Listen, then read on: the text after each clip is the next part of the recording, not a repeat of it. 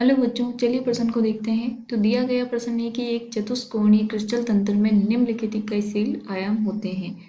विकल्प ए है a बराबर b बराबर c तथा अल्फा बराबर बीटा बराबर गामा बराबर 90।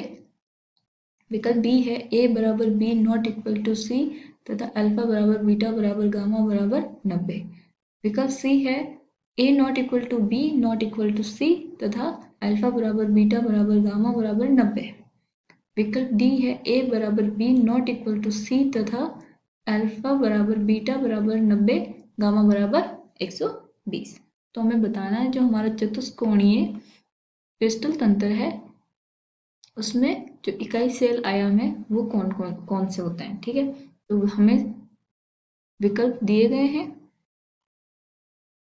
हमें सही विकल्प का चुनाव करना है। सबसे पहले हम क्या लिखेंगे, मुख्य उदाहरण। मुख्य उदाहरण, तो ये क्या हो जाएगा, 7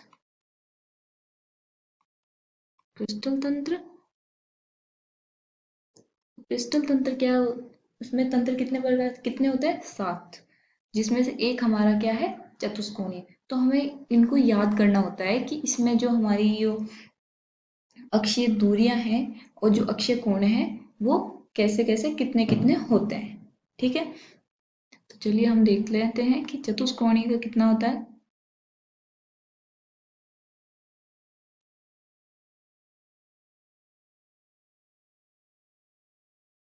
इसमें जो रहती है हमारी a बराबर b not equal to c होता है। तो इसका मतलब क्या है कि a बराबर b not equal to c, ये क्या है हमारी अक्षीय दूरी।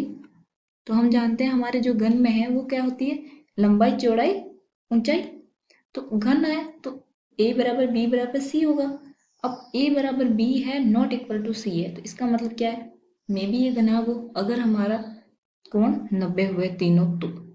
ठीक है, तो अब अक्षीय कोण कितने होते हैं इसमें, चतुष्कोणीय के लिए अक्षीय कोण होते हैं अल्फा बराबर बीटा बराबर गामा बराबर 90।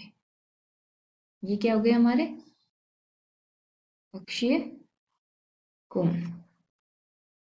तो इसका मतलब क्या है कि जो हमारा चतुष्कोणीय बनाता है वो क्या बनाता है, एक तरह का घनाभ, क्योंकि एल ए बराबर बी नॉट इक्वल टू सी और अल्फा बराबर बीटा बराबर गामा बराबर क्या होता है 90 डिग्री। तो अब हम विकल्प देख लेते हैं। देखिए विकल्प बी, ए बराबर बी नॉट इक्वल टू सी तथा अल्फा बराबर बीटा बराबर गामा बराबर 90। तो इसका मतलब जो हमारा विकल्प सी है वो सही उत्तर है। आशा करती हूँ आपको समझ में आया होगा। धन्यवाद।